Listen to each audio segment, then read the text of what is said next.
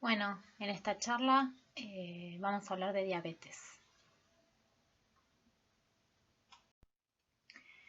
Bueno, con respecto a la etimología de la palabra diabetes, proviene del latín diabetes, que es correr a través, refiriéndose a la poliuria. Es una de las características que presenta el paciente con diabetes, ¿sí? Poliuria significa el aumento de la diuresis diaria del paciente, ¿sí? Y la palabra mellitus se agregó posteriormente en 1675 por Thomas Willins, donde significa mellitus, significa miel, y esto es debido a la glucosa elevada, está bien, la glucemia elevada y la orina con aumento de glucosa. ¿Está bien? Esta da nombre a la palabra diabetes mellitus, que en su palabra tiene las características de lo que es la enfermedad. Bueno, en esta diapo vemos el avance del porcentaje de pacientes que padecen la enfermedad de diabetes, una patología cada vez más frecuente, también a través de los años. En esto tiene mucho que ver los hábitos de los pacientes, las características, el sedentarismo, todo lo que lleve a que año a año haya más pacientes diagnosticados con diabetes, ¿sí? Por eso uno debe prestar atención en toda la sintomatología, debe prestar atención en los controles para poder prevenir que se desarrolle la enfermedad en algunos casos, y en otros casos poder hacer un buen control metabólico del paciente. Como hablábamos recién, este crecimiento de porcentaje de pacientes con diabetes lleva a ciertas comorbilidades, ¿sí? Que constituyen una de las principales causas de la preocupación en la salud pública, ¿tá?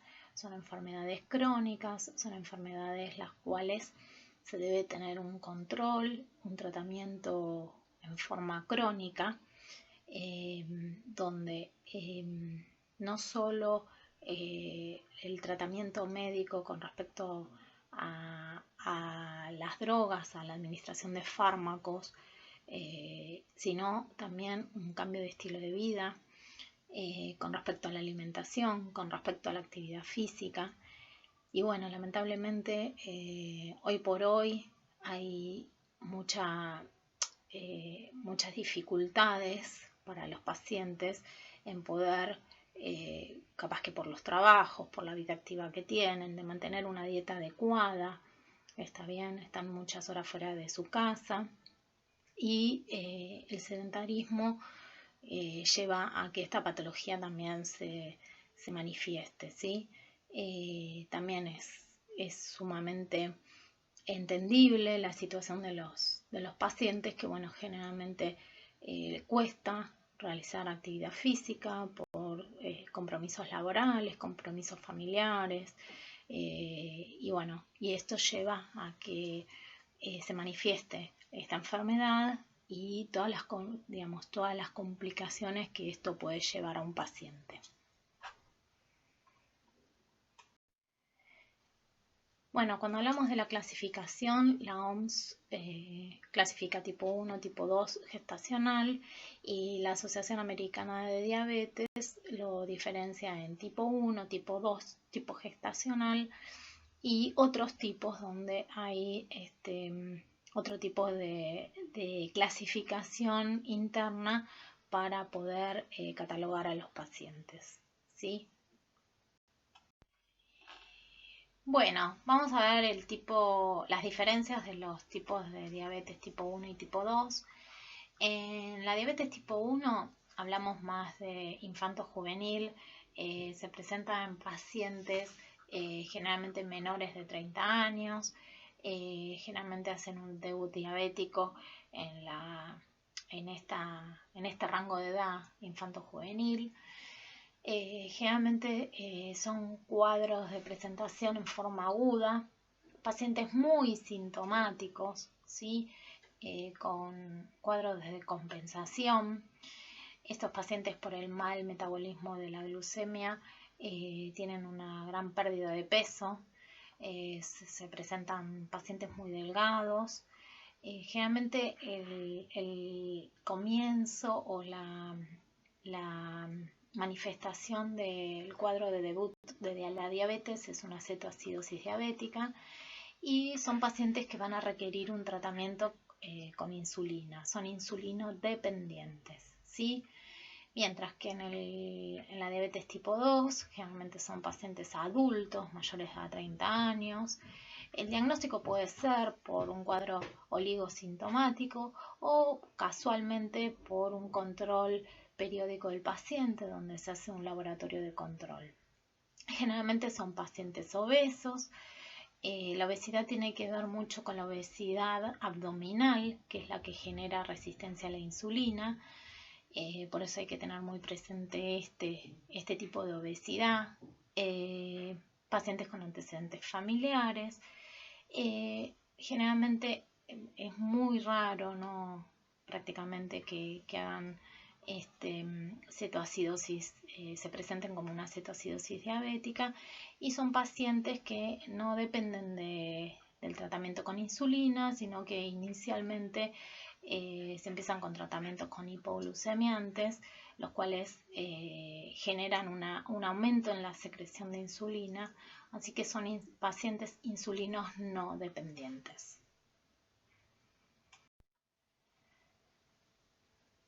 Bueno, con respecto a la diabetes gestacional, la diabetes que se diagnostica durante el embarazo, generalmente en el tercer trimestre, y afecta un 14% de los embarazos, y tiene mayor predisposición a que las mamás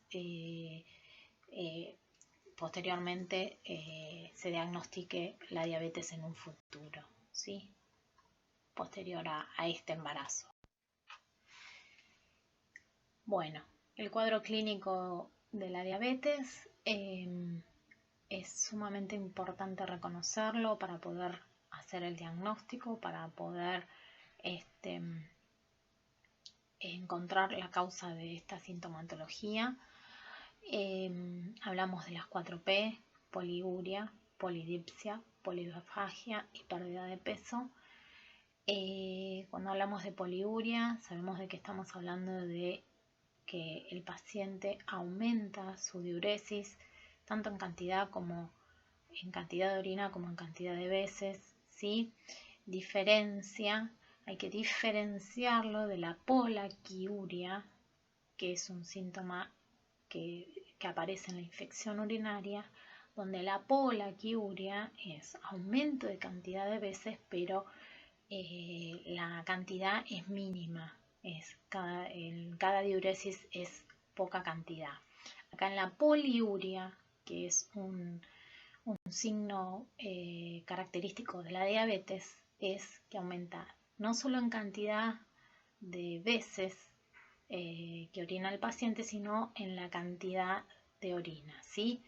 Si controlamos, hay un aumento en la diuresis.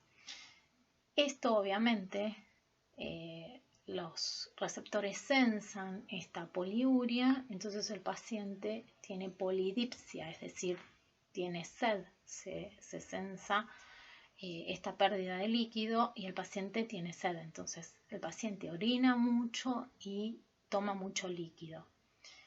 Polifagia, por este mismo alteración en el metabolismo de los hidratos, el paciente come, pero tiene pérdida de peso. ¿Está bien? El paciente que tiene mal control de la glucemia va a tener estas 4P: poliuria, polidipsia, polifagia y pérdida de peso, ¿sí? Eso es importante que lo preguntemos, ¿está bien? Porque puede que el paciente no lo reconozca como tal, como que son síntomas y de una patología, entonces debemos preguntarlo, ¿sí? Todo este cuadro obviamente que le va a dar al paciente un cuadro de fatiga, cansancio, astenia, dinamia, ¿sí? Sabemos de que la descompensación, el mal metabolismo de la glucemia genera un cambio en la agudeza visual, trastornos a nivel visuales. Y puede que el paciente tenga alguna alteración con respecto a su personalidad, a su carácter, a su estado de ánimo, ¿sí? Bien, ¿cómo hacemos el diagnóstico frente a un paciente con esta sintomatología, este cuadro clínico que recién vimos en la diapo anterior? Solicitamos un laboratorio. El diagnóstico de diabetes lo hacemos un paciente con síntomas, como vimos anteriormente, poliuria, polidipsia, polifagia, más una glucemia casual mayor a 200, es decir, no una glucemia que no le hicimos con el ayuno correspondiente. También un paciente que eventualmente fue a una guardia o en algún momento del día se hizo una glucemia y le da mayor a 200 más síntomas, hacemos el diagnóstico. Por el otro lado, paciente con síntomas, los síntomas que dijimos anteriormente, más glucemia de ayunas mayor 126, también es diagnóstico. Y por el otro lado, se va a hacer también diagnóstico cuando tenemos un paciente con una glucemia mayor a 200 miligramos por decilitro, posterior a un test de tolerancia oral a la glucosa a las 2 horas. Cuando se hace el control, este paciente sigue con una glucemia mayor a 200, también es diagnóstico. Tenemos que tener en cuenta que la glucemia normal es entre 70 y 110, 80, 110, ¿sí?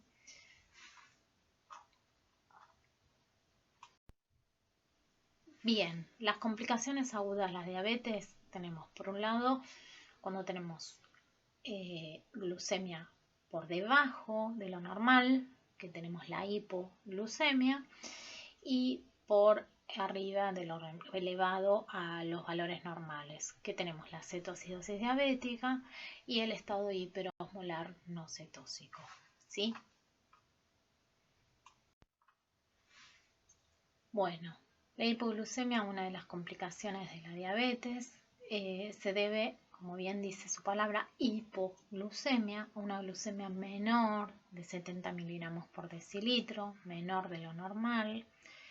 Generalmente esta complicación es la más frecuente en pacientes diabetes tipo 1, insulino dependientes, debido a que, bueno, puede haber algún trastorno, alguna complicación con respecto al uso de la insulina y esto puede llevar a una hipoglucemia. Factores de riesgo para sufrir una hipoglucemia: edad menor, sabemos de que la diabetes tipo 1 se da en pacientes infantos juveniles, puede de que haya un mal manejo en el tratamiento, que sean pacientes con un control muy estricto de la glucemia y que, bueno, esto haga que cuando se aplique la insulina haga efecto y entonces esto genere una hipoglucemia cuando están muy en el borde de lo estricto, ¿sí? Un ejercicio vigoroso, puede de que estos pacientes hagan un ejercicio más intenso que lo habitual, y si junto se correlaciona con una disminución de la ingesta de alimentos, esto puede producir una hipoglucemia. Es decir, los pacientes tienen que ser educados como para poder saber de cuánta insulina se van a aplicar y demás, y si hicieron las colaciones correspondientes, depende del ejercicio que hagan, ¿está bien? Bueno, factores socioeconómicos que incluye a todos, ¿sí? Con respecto a lo económico, muchas veces la dieta adecuada o no, lo social, que también repercute en los cuadros y bueno, puede generar que el paciente se aplique la insulina habitualmente y coma menos de lo digamos, de lo debido, o mala calidad, entonces esto puede llevar a una hipoglucemia, ¿sí? Pacientes con náuseas, vómitos y anorexia, ¿está bien? un cuadro donde el paciente disminuye su ingesta por cuadros de náuseas, vómitos y se aplica la insulina normalmente, esto también puede llegar a traducirse en una hipoglucemia, ¿sí? Bueno, con respecto al cuadro clínico de una hipoglucemia, tenemos los que dependen de los síntomas adrenérgicos, ¿está bien? Y lo que depende del sistema nervioso, ¿sí? Con respecto a lo adrenérgico, el paciente tiene temblor, palidez mucocutánea, palpitaciones, aumenta su frecuencia cardíaca, diaforesis, el paciente tiene una sudoración fría, ¿está bien? Y con respecto a lo neurológico, a los síntomas neurológicos, el paciente tiene fatiga, letargo, puede tener cefalea, cambios en el comportamiento, mareos, visión borrosa, puede tener alteración del sensorio, convulsiones y llegar a coma. Es sumamente importante poder educar a los pacientes con diabetes que frente a esta sintomatología el paciente reconozca estos síntomas como signos de una hipoglucemia y que puedan pedir ayuda rápidamente, debido a que si esto continúa, el paciente puede entrar en coma y correr riesgo de vida.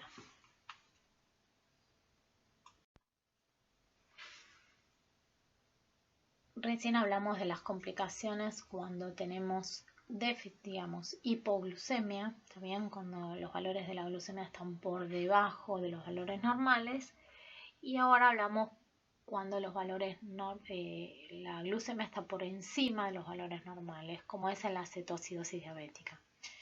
La cetoacidosis diabética es la complicación más frecuente en pacientes con diabetes tipo 1, ¿sí? Son cuadros de hiperglucemia elevadas, pero no mayor a 800, ¿sí? Generalmente rondan más o menos entre 400 500 miligramos por decilitro. Cursa por un cuadro, justamente como hablábamos, por este mal manejo de la glucemia, el paciente comienza a hacer una acidosis metabólica, por eso se llama cetoacidosis, empieza a haber cuerpos cetónicos, lo cual tenemos cetonemia, que es cuerpos cetónicos a nivel plasmático, y cetonuria, que son eliminados, ¿sí? Es de una instalación aguda, generalmente es el debut diabético de un paciente tipo 1, está bien, un infanto juvenil, generalmente se da como debut de instalación aguda.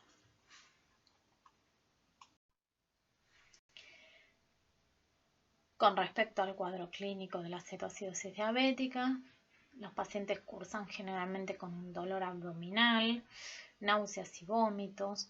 Por eso es tan importante que frente a un dolor abdominal, náuseas y vómitos tengamos presente no solo las causas abdominales, sino también el trastorno metabólico y una cetoacidosis diabética, ¿sí? como causa. El aliento cetónico de manzana verde, se le dice también, esto es por los cuerpos cetónicos que genera el organismo. El paciente tiene estimulada la sed, hiperventila, la hiperventilación es el aumento de la frecuencia respiratoria para poder mejorar este cuadro de acidosis que presenta. Este paciente puede llevar a alteraciones neurológicas debido a esta disminución de la glucemia efectiva a nivel neurológico, ¿está bien? Entonces puede llegar a tener alteraciones neurológicas, signos de deshidratación, taquicardia, hipotensión, sequedad de mucosas.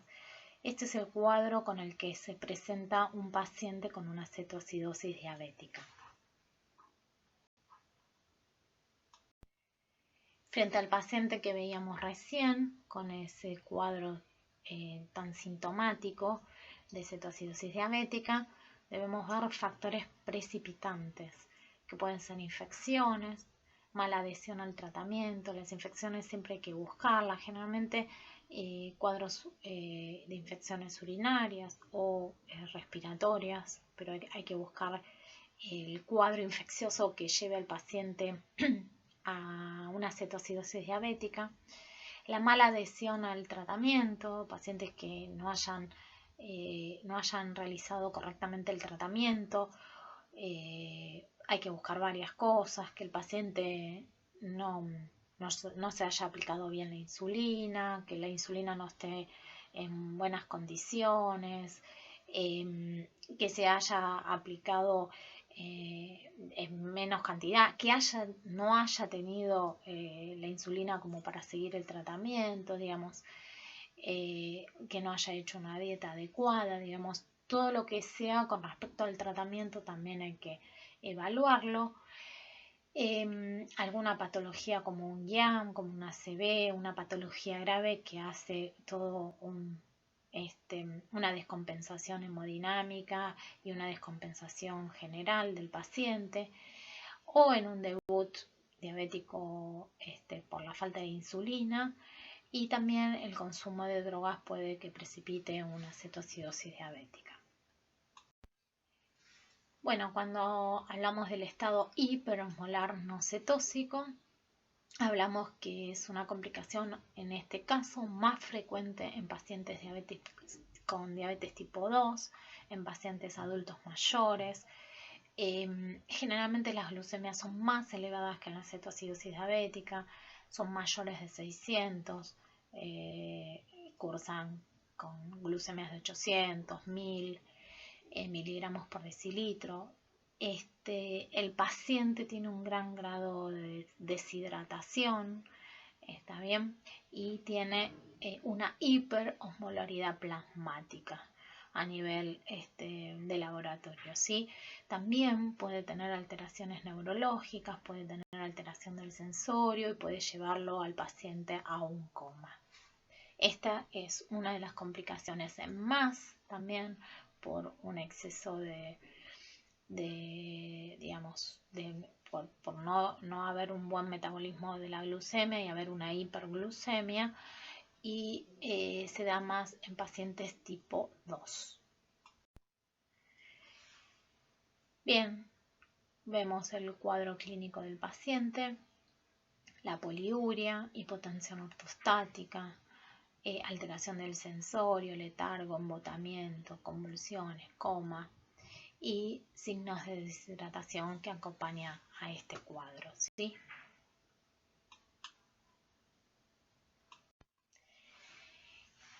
Bueno, ya vimos las tres complicaciones de la diabetes en forma aguda: la hipoglucemia, cuando tenemos glucemias menores a 70, la cetoacidosis diabética y el estado hiperosmolar, cuando tenemos glucemias elevadas, el valor normal, ¿sí? Y eso es en forma aguda. En forma crónica vamos a tener que la hiperglucemia permanente va a dañar a nivel los vasos, y a nivel microvascular vamos a tener repercusiones a través de la retina. La retina nos va a dar una retinopatía diabética, una nefropatía, ¿está bien? Y una neuropatía.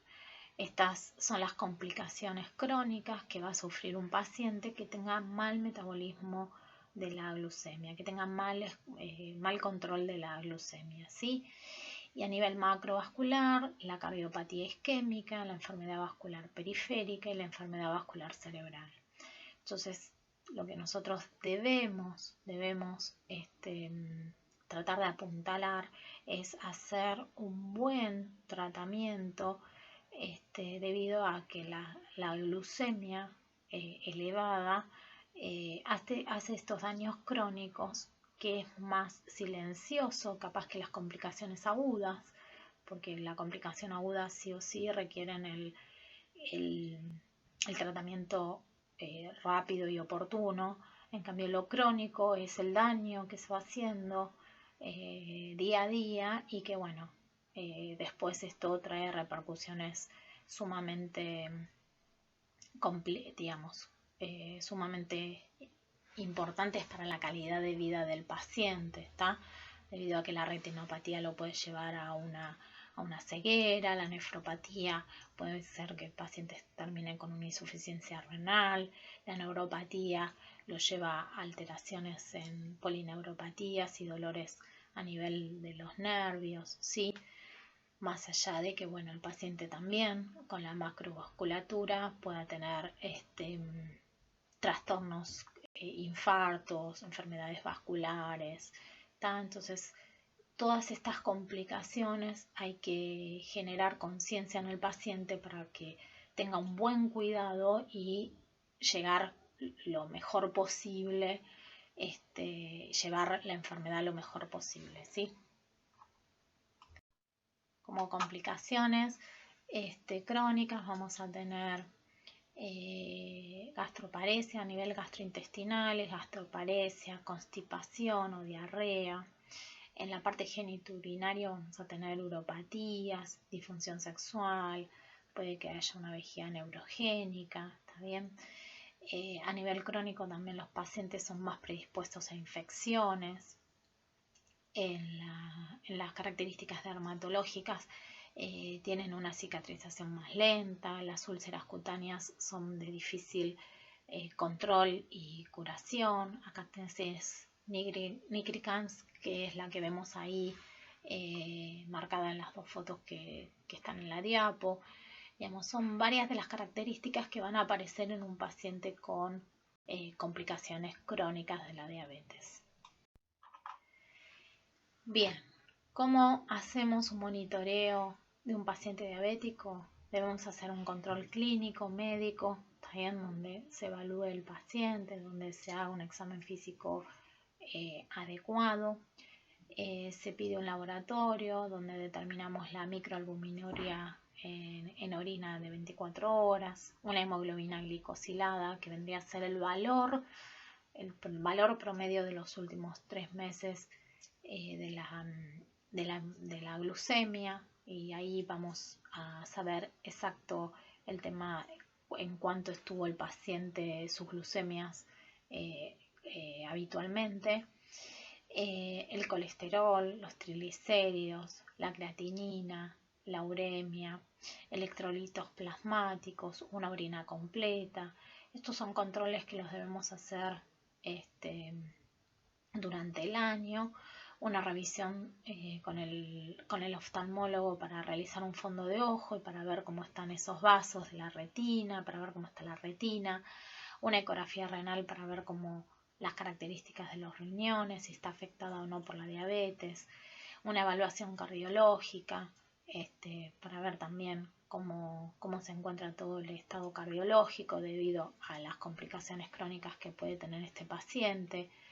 Un control seguido con un nutricionista para poder disminuir lo que es toda el sobrepeso, la obesidad,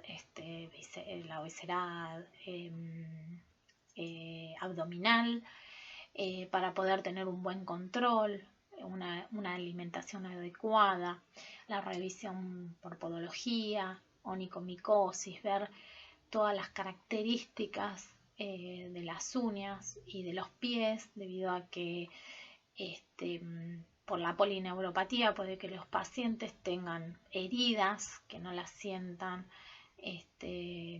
por la polineuropatía, y estos sean entrada de una infección. Entonces hay que tener muy cuidadosa, digamos, mucho cuidado con todas las extremidades, con los pies, que no tengan grietas, que no tengan lastimaduras y demás, como para poder tampoco onicomicosis, porque también ahí es la puerta de entrada de algún germen y poder generar alguna infección.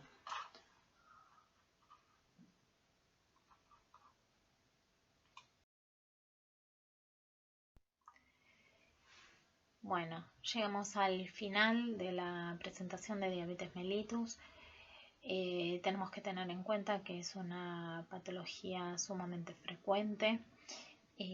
Como dijimos anteriormente, debido al ritmo de vida, al sedentarismo, a la mala alimentación y demás,